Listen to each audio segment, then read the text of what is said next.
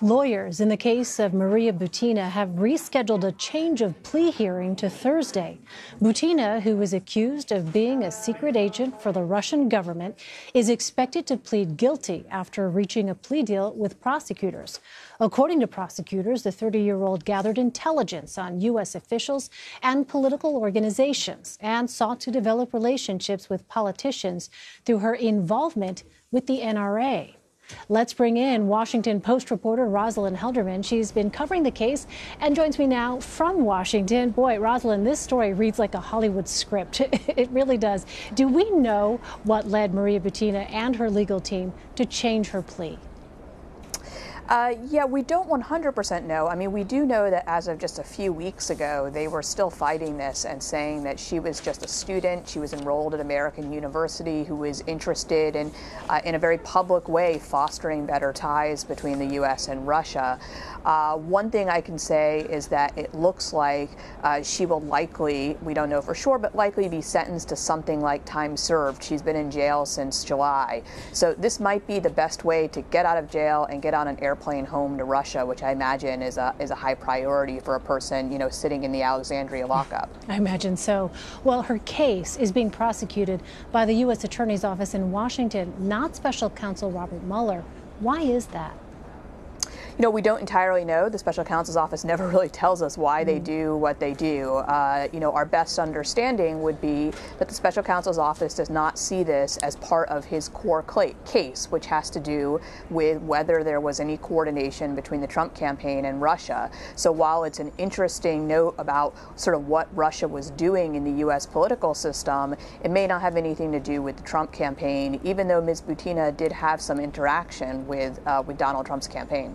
Well, in a June 2015 article for International Affairs magazine, The National Interest, Butina wrote, quote, "It may take the election of a Republican to the White House in 2016 to improve relations between the Russian Federation and the United States."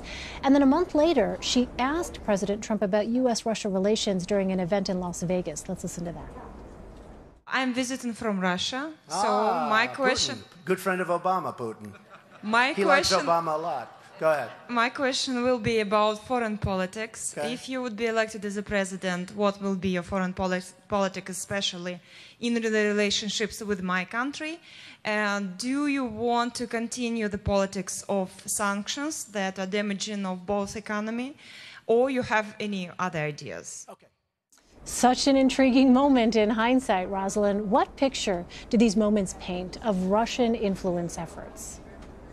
Yeah, it paints a sort of sophisticated understanding of the way our political system works. They seem to understand the importance of the National Rifle Association to the American right, and to understand that if you could sort of slowly sway the opinions of the leaders of that group, you might have a broader effect on Republican politics, which would have a broader effect on the U.S. system.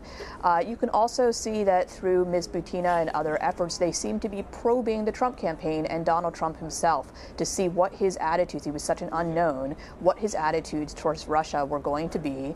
And there in that July 2015 appearance, he said what they would want to hear, which is that he was opposed to sanctions. Well, what are Butina's lawyers saying specifically about her interactions with the NRA, and how is the NRA itself responding? So the NRA, really interestingly, has said nothing, not one word since she was arrested in July. It'll be interesting to see if they finally break their silence and say something when she enters her plea on Thursday. Ms. Butina's lawyers are under a gag order from the judge, and so they're not really talking either. There will be documents filed in court on Thursday where we would expect her to kind of agree essentially to the prosecution's narration of events, that indeed she was kind of working the NRA, working the American conservative movement, doing so at the direction of a Russian government official with the hopes of kind of steering U.S. foreign policy in the Kremlin's interests. All right, fascinating story. Rosalind Helderman. Rosalind, thank you very much. Thanks for having me.